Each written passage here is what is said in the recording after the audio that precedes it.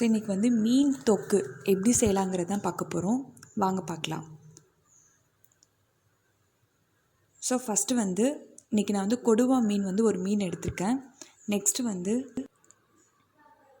மிளகாத்தூள், கொத்தமல்லி தூள், மஞ்சள் தூள், இஞ்சி பூண்டு பேஸ்ட், உப்பு. ஸோ இப்போ எடுத்திருக்க எல்லாத்தையும் இந்த மீனோட ஒன்றா சேர்த்து நல்லா மிக்ஸ் பண்ணி ஒரு 10 மினிட்ஸ் பக்கம் வந்து க்ளோஸ் பண்ணி வைங்க.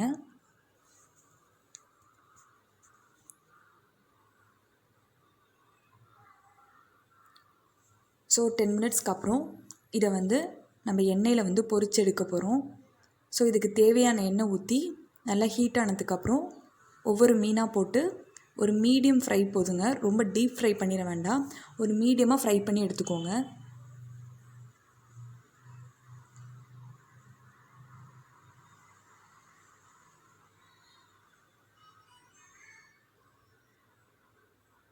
ஸோ இந்த மாதிரியான ஒரு மீடியமான ஃப்ரை பண்ணி அதை எடுத்து வச்சுக்கோங்க.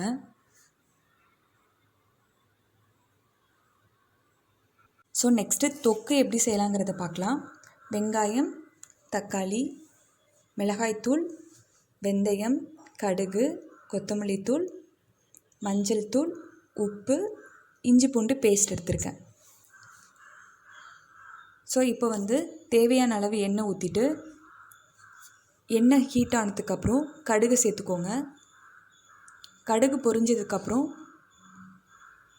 வெந்தயத்தை சேர்த்துக்கோங்க.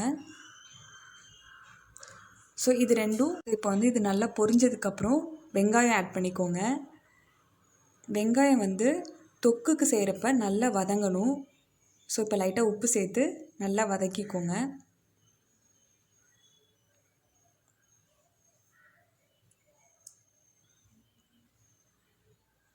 ஸோ இப்போ நல்லா வதங்கினதுக்கப்புறம் தக்காளியை சேர்த்து அதையும் வந்து நல்லா வதக்கிக்கணும்.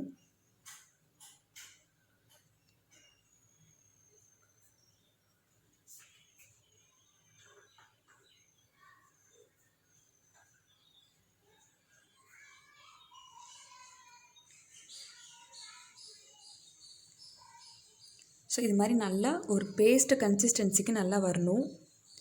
ஸோ நல்லா வதங்கினதுக்கப்புறம் இப்போ ஸ்பைசஸ்லாம் ஆட் பண்ணிக்கலாம். மிளகாய்த்தூள், கொத்தமல்லி தூள், மஞ்சள் தூள், உப்பு எல்லாத்தையும் சேர்த்து நல்லா வதக்கிக்கோங்க.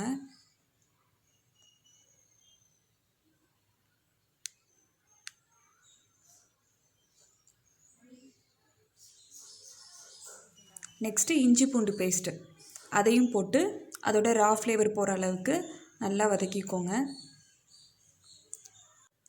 ஸோ இப்போ வந்து புளி வந்து ஒரு 2 ஸ்பூன் பக்கமாக கரைச்சி வச்சுருக்கேன்.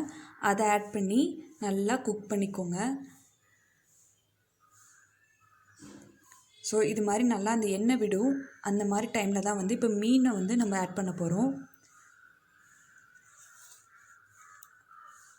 இப்போ இது எல்லாத்தையும் ஆட் பண்ணி இது எல்லாத்தையும் ஒரு 10 மினிட்ஸ் பக்கம் வந்து குக் பண்ணணும். ஸோ இது நல்லா ஈவனாக மிக்ஸ் பண்ணி ஒரு 10 மினிட்ஸ் பக்கமாக ஃபுல்லாக குக் பண்ணிக்கோங்க. ஸோ ஃபைனலாக வந்து மீன் தொக்கு வந்து ரெடி ஆயிடுச்சு. கண்டிப்பாக நீங்கள் வந்து வீட்டில் ட்ரை பண்ணி பாருங்கள். ஸோ லாஸ்ட்டாக கருவேப்பிலை போட்டு இதை இறக்கிடலாம்.